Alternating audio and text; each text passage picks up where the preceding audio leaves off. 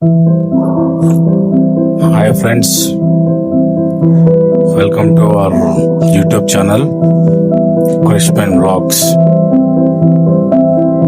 ఈరోజు most burning topic, నా మనసుని చాలా కలిసివేసిన టాపిక్ ఏంటంటే ఇంటర్మీడియట్ విద్యార్థులు సూసైడ్ చేసుకోవడం అనేది. నేను ఈ విషయంలో స్టూడెంట్స్ని తప్పుపట్టను, ఖచ్చితంగా వాళ్ళ తల్లిదండ్రులని తప్పుపడతాను. ఎవడు చదువుకోమన్నాడు మిమ్మల్ని లక్షలు పెట్టి? పిల్లలు అడిగారా? 3 లక్షలు 4 లక్షలు పెట్టి నన్ను పలానా కాలేజీలో చదువుకోమని అడిగారా మిమ్మల్ని? ఎందుకు అంత ఎడ్యుకేషనల్ ప్రెషర్ పెడుతున్నారు పిల్లల మీద? ఇంటర్మీడియట్ కాకుండా చాలా టెక్నికల్ స్టడీస్ చాలా ఉన్నాయండి సొసైటీలో. ఫస్ట్ మీ పిల్లల ఇంట్రెస్ట్ ఏందో కనుక్కోండి. మీరు అదే ఫ్యాన్లో గొడవ వేసుకొని చనిపోవడం ఏంటండి పిల్లలు? ఘోరం కాకపోతేను. అంటే ఈ MPC, BiPC, IIT, advanced, JEE, mains ఇవి తప్ప వాళ్ళ లైఫ్లో ఏముండవా? ఇవేనా ఉండేటి? ఇవి తప్ప వేరేటి ఉండవా? అరే 470 మార్కులకి 466 మార్కులు వచ్చిన పిల్లాడు సూసైడ్ చేసుకొని చనిపోయిండు అని అంటే ఎంత అన్యాయం అండి అది. జస్ట్ 4 మార్క్స్ కోసమా అంత ప్రెషరా పిల్లల మీద? నేను ఆ క్యాంపస్ పేరు తీయదలుచుకోలేదు, ఆ అబ్బాయి పేరు తీయదలుచుకోలేదు, ఆ తల్లిదండ్రుల పేరు తీయదలుచుకోలేదు. కానీ నేను ప్రతి ఒక్క పేరెంట్కి నేను ఇవ్వదలుచుకున్న అడ్వైజ్ ఏంది అని అంటే, ప్లీజ్ మీకున్న ఆశలు, మీకున్న ప్రెషర్స్ మీ పిల్లల పైన రుద్దకండి, దయచేసి రుద్దకండి. వాళ్ళకు కొన్ని థాట్స్ ఉంటాయి, వాళ్ళకు కొంచెం థాట్ ప్రాసెస్ ఉంటుంది, వాళ్ళు ఏం చేయాలనుకుంటున్నారు అనేది వాళ్ళకు కూడా కొంచెం ఐడియా ఉంటుంది. వాళ్ళ ఇష్టాలు ఏందో కనుక్కోండి ఫస్ట్. కనుక్కున్న తర్వాత ఏం చేయాలనేది డిసైడ్ చేయండి.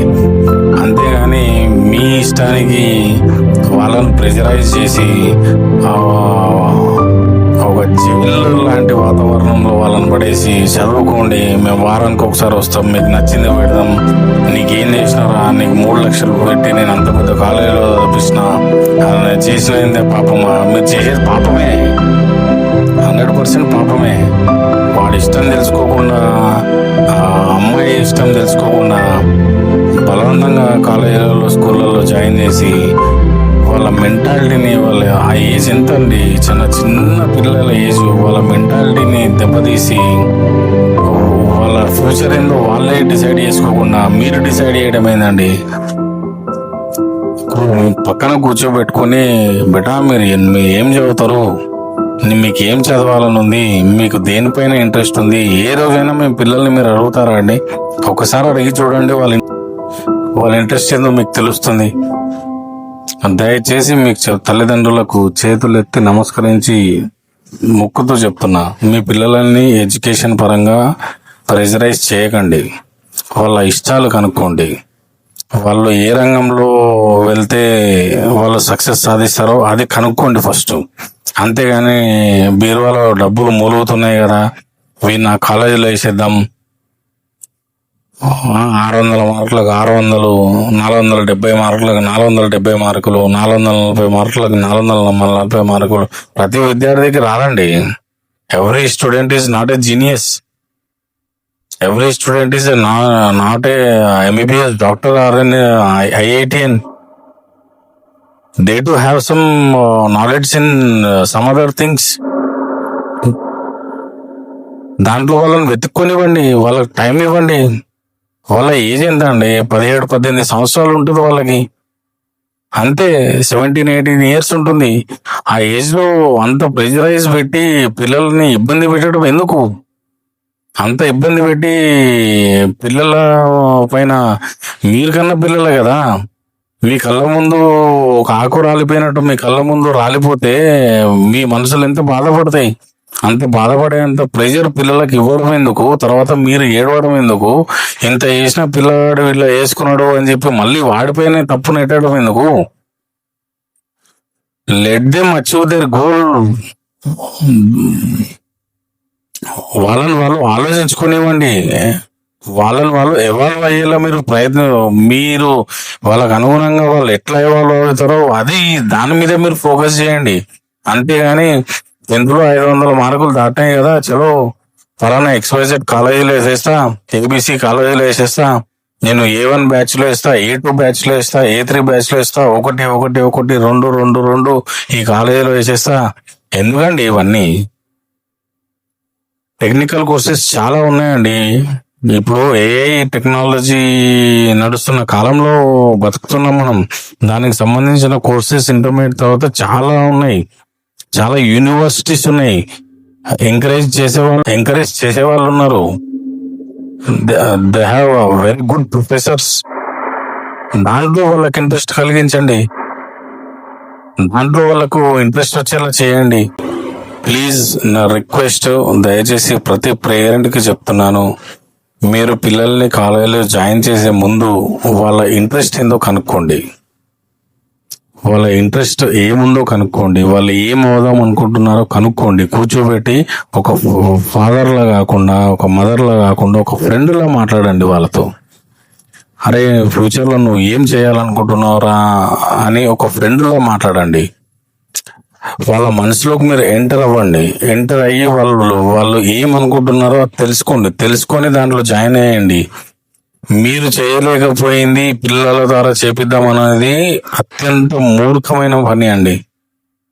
ఈ జనరేషన్ అట్లా లేదు. Very sensitive minds. వాళ్ళు అనుకున్నది చేయాలనుకుంటారు, వాళ్ళు అనుకున్నది చేయలేకపోతే వాళ్ళు తీసుకునే డిసిషన్స్ తీసుకుంటున్నారు. అవన్నీ మీకు తెలుసు, మీరు చూస్తూనే ఉన్నారు. దయచేసి ప్రతి ఒక్క పేరెంట్కి నేను ఇచ్చే అడ్వైస్ ఏంది అంటే, మీ పిల్లల్ని మీరు కాపాడుకోండి. వాళ్ళు ఎలా బతకాలనుకుంటున్నారో, ఎలా ప్రొఫెషనల్గా ఎదగాలనుకుంటున్నారో అనే దానిపైన మీరు ఫోకస్ చేయండి. అంతేగాని లక్షలు ఫీజు కడుతున్నాము, చదవకపోతే ఎట్లా, ఈ ప్రెషరైజ్ సిచ్యువేషన్లో పిల్లల్ని ఉంచకండి ప్లీజ్. ఒక కేసు వింటేనే నాకు చాలా బాధ అనిపించింది. అట్లాంటిది కొన్ని సంవత్సరాల నుంచి చాలా మంది విద్యార్థులు సూసైడ్ చేసుకొని, ప్రెషర్ వల్ల తట్టుకోలేక సూసైడ్ చేసుకొని చనిపోతున్నారు. లైఫ్లో ఎడ్యుకేషన్ ఒకటే కాదే అండి. Knowledge is very important then education. ఏమీ చదువుకోలేదు టెండూల్కర్, కానీ world's god of the cricket అని పిలుస్తారు. విరాట్ కోహ్లీ కూడా ఏం పెద్దగా చదువుకోలేదు. Is a run machine for Indian team. ఈ ఏజ్ లో కూడా IPL లో ఎన్ని సెంచరీలు కొట్టారో చూడండి. ఆ కాన్ఫిడెన్స్ ఉండాలి మనిషికి. ఏ రంగం ఎంచుకున్నా ఆ రంగంలో మేము ఫిట్ అవుతాము అనే కాన్ఫిడెన్స్ మీరు కలిగేయాలి పిల్లలకి. If your kid is interested in cricket, let support him. వాళ్ళకి చెస్ లో ఇంట్రెస్ట్ ఉందా, వాళ్ళకి సపోర్ట్ చేయండి.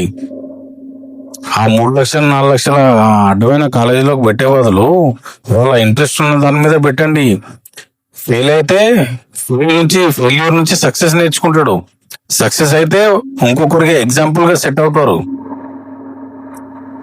అంతేగాని ఆ ప్రెషరైజ్ సిచ్యువేషన్ లో పెట్టి ఆ సెన్సిటివ్ మనసుని ఎందుకంటే పాడు చేస్తారు?